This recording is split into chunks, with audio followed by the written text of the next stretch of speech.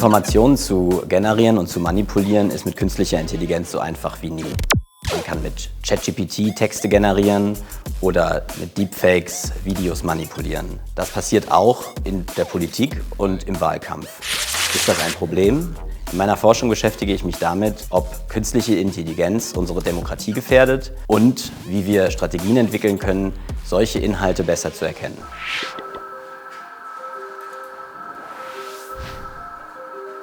Mit künstlicher Intelligenz kann man mittlerweile eben Inhalte generieren, also meistens Text oder Bilder. ChatGPT ist ein Beispiel. Man kann aber auch existierende Bilder oder Videos manipulieren. Das nennt man dann oft Deepfakes. Warum ist das ein Problem?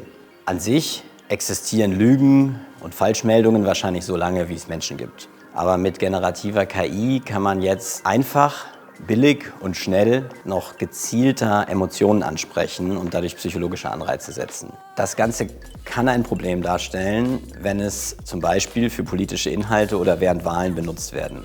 Einerseits können generierte Inhalte, vor allem Bilder, noch pointierter auf Emotionen ansprechen, wie zum Beispiel Angst oder Ärger. Oder sie können überraschend wirken, weil sie eben frei von der Wahrheit Dinge darstellen können, die die Leute emotionalisiert und mitnehmen. Dadurch können Stereotypen und Narrative verstärkt werden. Zusätzlich kann diese Verstärkung und Wiederholung von Stereotypen und Narrativen durch generierte Inhalte, die ja auch massenweise produziert werden können, solche Narrative ins kollektive Gedächtnis einbrennen. Wir wissen aus der Psychologie, dass Wiederholung einer der stärksten Faktoren ist, um Menschen Dinge glauben zu lassen. Und durch generative KI können wir eben Inhalte in großer Masse produzieren, sodass dieser Wiederholungseffekt eintritt.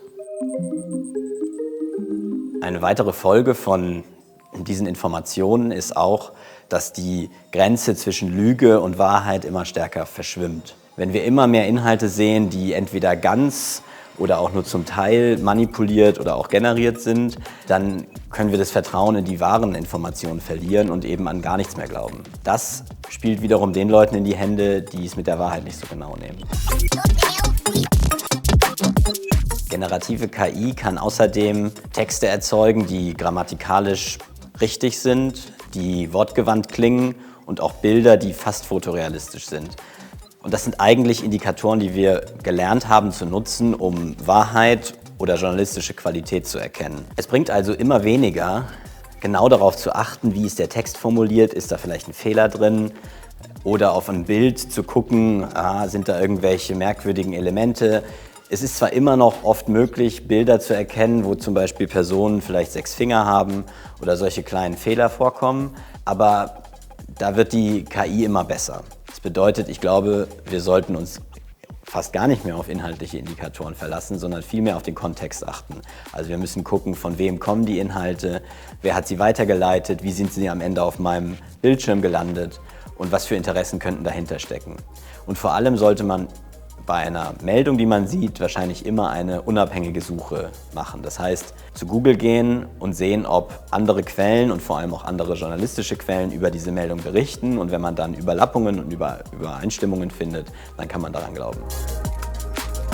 Wird generative KI auch in der Politik benutzt und was für Auswirkungen hat das? Die Folgen sind noch sehr schwer abzuschätzen. Da es sich um eine sehr neue Technologie handelt, die erst seit 2 Jahren ungefähr wirklich breit genutzt wird, ist noch nicht ganz klar, wie sich zum Beispiel unsere Politik oder unsere gesellschaftlichen Diskurse verändern dadurch. Wahrscheinlich reiht sich die künstliche Intelligenz und die generierten Inhalte ein in die allgemeine Digitalisierung des öffentlichen Diskurses. Social Media hat schon dazu geführt, dass sich die Rollen verschoben hat, wer Informationen weiterleiten kann, und jetzt hat sich verändert, wer Informationen produzieren kann. In den vergangenen Wahlkämpfen konnte man tatsächlich beobachten, dass eben generierte Inhalte auch breit genutzt wurden von einigen der politischen Akteurinnen und Akteure. Wir haben einige generierte Bilder gesehen, die Trump persönlich geteilt hat, genauso wie Elon Musk in den USA, allerdings auch im französischen Wahlkampf beim Rassemblement National, oder die AfD in Deutschland nutzt generierte Inhalte auch. In den letzten 10 Jahren haben wir auf jeden Fall beobachten können, dass die Digitalisierung vor allem der Polarisierung und dem Populismus hilft und generierte Inhalte wahrscheinlich auch mit dazu beitragen können, Feindbilder aufzubauen und populistische Narrative zu verstärken.